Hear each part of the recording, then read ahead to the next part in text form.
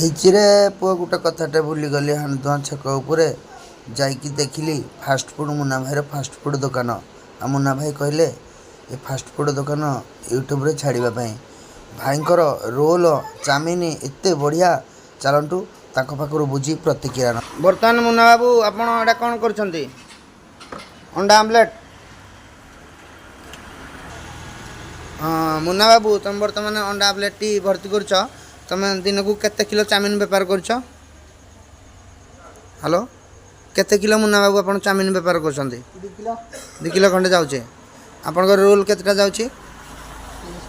30ଟା ଖଣ୍ଡେ ଯାଉଛି।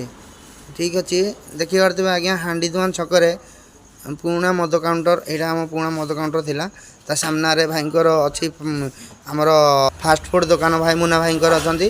ଆସିକି ଖାଆନ୍ତୁ, ଏନ୍ଜୟ କରନ୍ତୁ।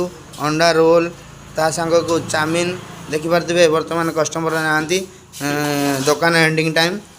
ଭାଇଙ୍କର ସାଜସଜ୍ଜା ଦୋକାନ ଦେଖିପାରୁଥିବେ। ହାଣ୍ଡିଦୁଆଁ ଛକରେ ଯେତେବେଳେ ଆସିବେ 4ଟା ପରଠୁ ଦୋକାନ ଲିମିଟେଡ଼ ରାତି 9ଟା ଯାକେ ଖୋଲା।